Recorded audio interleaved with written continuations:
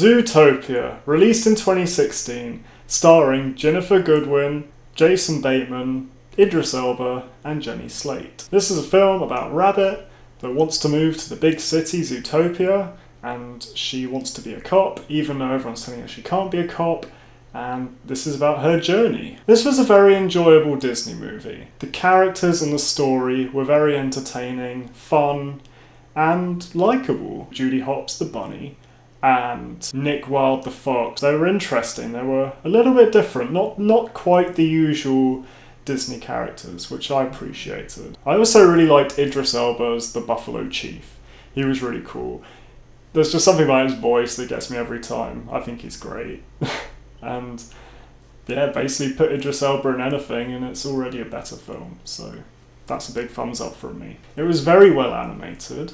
Specifically, the facial expressions of the animals. Not only were they anthropomorphic in the way that all Disney animals usually are, but they were all uniquely distinct to each individual animal, especially the sloths and Nick Wilde's fox facial expressions. He was sly. That really came across in his features, and it was really well done.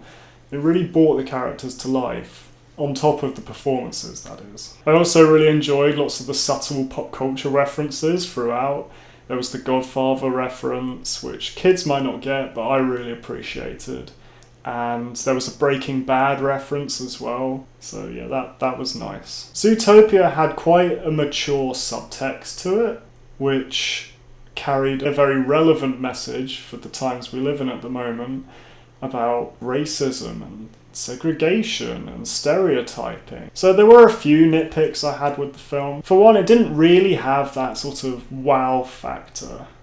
And what I mean by that is some of the truly classic Disney films really leave a very strong impression with you once you leave the cinema, and maybe I'm past the age group where that can still happen. I don't know, but it didn't leave the same impression that The Lion King or Beauty and the Beast left on me, for example. I'd say the ending felt a little bit rushed and a bit anticlimactic. Whilst it was satisfying, it felt a bit coincidental and a little bit nonsensical. Whilst the message was a good one, they really pushed the concept of subtext in this film. I thought it really lacked nuance. At times I felt like the message was quite bludgeoning and obvious, and I didn't appreciate that. Yeah, it felt very politically correct in places. Now, that's not to say that the story itself was. It was just some of the lines felt a little bit forced. Although it was funny because most of the humour was derived from the stereotypes for each of the animals. So it was difficult to tell if that was a deliberate satire almost of itself and its own message, or whether that was just something that happened. My last point is that the film was very contextual. It was very pop culture reference based, and it was definitely very relative to this year, to the present day as of 2016. Which I think will, in the long term, reduce its lasting appeal, maybe. People will... I don't think this film will date very well. Give it 10 years and people will be like, oh, they're using those old phones. And I don't feel like it has that timeless quality that some of the all-time Disney great films have. Final verdict?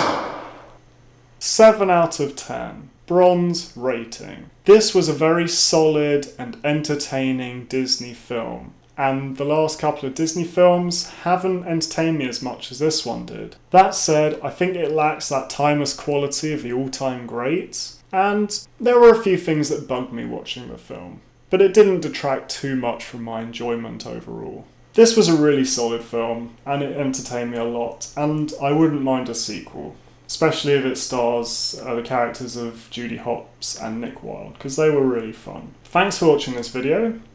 I've been Smart Alec. Goodbye for now, and until next time.